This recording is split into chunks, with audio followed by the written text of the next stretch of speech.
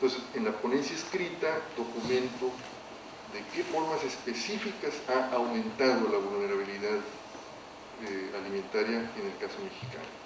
Creo que no cabe la menor duda. Un ejemplo nada más es de que los precios de los alimentos han aumentado bastante más que los aumentos de los salarios mínimos, por ejemplo, ¿no? Entonces, el otro aspecto que le voy a dedicar un poco más de tiempo es la nueva división de trabajo en América del Norte. ¿Cómo ha cambiado la cosa? Sobre todo a partir de 1989.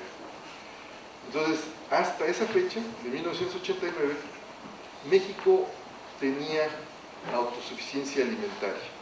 Es decir, si bien exportaba algunos productos, prácticamente no necesitaba importar nada para cubrir las necesidades alimentarias del país.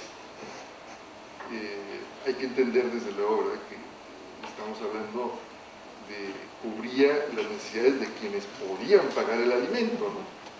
No estamos hablando de que había mucha gente tan pobre que no podía comprar alimento aunque estuviese disponible en el mercado, ¿no? Estamos hablando de la demanda efectiva, como le llaman los economistas. Que demanda efectiva pues es los que tengan plata, nada más, ¿no? Y bueno, ya una década después teníamos que se importaba el 9% del frijol, 23% del maíz, 43% del sorgo, 59% del trigo, 72% del arroz y casi el 100% de la soya. Entonces, yo considero que eso ya indica una dependencia alimentaria, por lo menos en lo que se refiere a granos básicos. Y ahora voy a pasar a describirles cuáles son los perfiles de importación y exportación de los tres países de América del Norte. Y siempre con México como el país central, porque es el que me interesa ver, pues, sobre todo cuáles son los impactos de todo este régimen alimentario para el país en desarrollo. Entonces, aquí hay una paradoja interesante.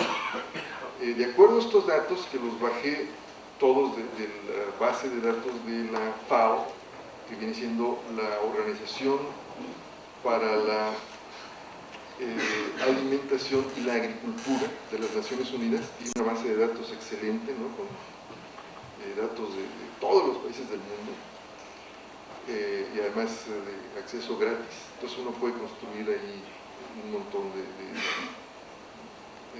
de bases de datos, ¿no?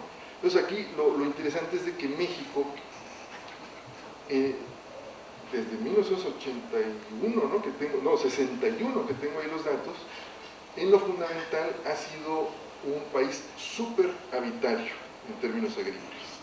Quiere decir que ha exportado más de lo que ha tenido que importar, y los únicos puntos en donde ha tenido que importar más de lo que ha exportado ha coincidido con algunas crisis económicas importantes, ¿no? Y digamos, o sea, las crisis corresponden con devaluaciones fuertes de la moneda mexicana, lo cual ha requerido, pues, que las importaciones, si siguen a su ritmo, pues le costaron más a México, ¿no? Bueno, aquí trato de desglosar cuáles son los principales productos de importación, que de hecho ya se los describí. Pues en este caso tenemos cebada, maíz, que es el maíz, arroz es el amarillo, sorgo es este azul, trigo es este de acá, ¿no? Entonces ahí están los principales productos. Maíz, pues como ven, es de los que más han aumentado en términos de valor. En cuanto a las exportaciones principales, digamos la contraparte, ¿no? Tenemos que claramente las verduras son las que más se están exportando. rompiendo un poquito esto, tenemos que, bueno, aquí estoy incluyendo la cerveza de cebada, porque pues es un producto que se define también como alimentario, entonces eso también ha aumentado tremendamente las exportaciones, solo que aquí yo diría que la cerveza mexicana está jugando casi el papel de las maquiladoras, porque hay una importación de cebada y las empresas mexicanas que exportan cerveza han sido compradas en su mayor parte por empresas estadounidenses. Entonces ya el control de la exportación de cerveza está en manos de estadounidenses. Y bueno, dentro de las verduras, las frutas y el tomate son las principales. Son estas dos, ¿no?